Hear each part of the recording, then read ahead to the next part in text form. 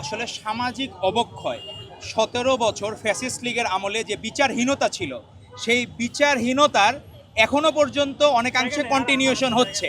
কিন্তু ভবিষ্যতে অপরাধ করার আগে প্রত্যেকবার ভাববে যে রামিসার হত্যাকারীর ১৯ দিনের মাথায় ফাঁসি হয়েছে এবং সেইখানে অন্যায় করে পার পাওয়ার কোনো সুযোগ আর বাংলাদেশে হবে না। এই সাইকোলজি যখন ডেভেলপ করবে তখন অন্যায়ের হার আস্তে আস্তে শূন্যের কোটায় চলে আসবে। আপনি দেখেন ইউএসএ ফার্স্ট ওয়ার্ল্ড কান্ট্রি, সেখানেও মসজিদে যে হামলা করে আততায়ীরা, অনেকে বিচ্ছিন্ন ঘটনা ঘটে, এখানেও কিন্তু খুনের ঘটনা ঘটে, এখানে কিন্তু না। তো সাইকোলজিক্যালি যারা পারভার্ট তারা রোগী, সেটার ব্যাখ্যা আলাদা।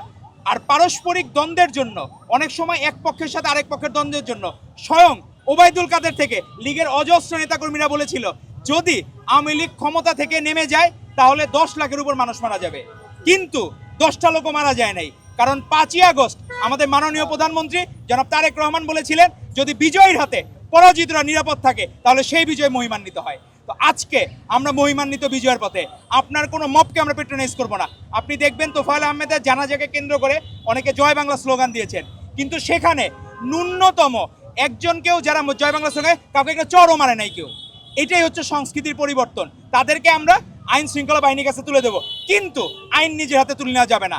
আর সরকার ওই গত 17 বছর যে বিচারহীনতার কারণে যে টেন্ডেন্সিটা আছে সবার মধ্যে, অপরাধ প্রবণতা আছে, সেই অপরাধ প্রবণতার কারণে এই অপরাধগুলো হচ্ছে। তবে আপনি দেখবেন আস্তে আস্তে রামিসার যে হত্যাকাণ্ডের যে তাদের দুইজনেরই বিচার হয়েছে, স্বামী এবং স্ত্রীর ফাঁসি হয়েছে, এইটা বাংলাদেশের জন্য ভবিষ্যতের জন্য একটা ল্যান্ডমার্ক। ভবিষ্যতে আর কোনো অপরাধী এইভাবে আর কোনো অপরাধ করার জন্য আগেই চিন্তা করবে যদি আমি অপরাধ করি আমার ফাঁসি হবে। এই কারণেই অপরাধের প্রবণতা আস্তে আস্তে কমে যাবে এবং আশা করি আমাদের মাননীয় প্রধানমন্ত্রী জনাব তারেক রহমানের নেতৃত্বে সেটি শূন্যের কোটায় চলে আসবে। এবং আপনি দেখবেন যে এই রাস্তায় আইন শৃঙ্খলা মানার যে প্রবণতা, গাড়ি বৃষ্টির মধ্যেও দেখলাম গাড়ি এলোপাতারি না, সবাই সিগন্যালের 300 সেকেন্ড অপেক্ষা করতে হবে, অপেক্ষা করতেছে, 10 সেকেন্ড অপেক্ষা করতেছে, কারো কোনো তাড়াহুড়া নাই। কারণ সবাই জানে শুধুমাত্র তারেক রহমান এবং বিএনপি সরকারের মাধ্যমে আইনের অনুশাসন প্রতিষ্ঠা করা সম্ভব এবং সকলের কিন্তু টাইম সেভ হচ্ছে।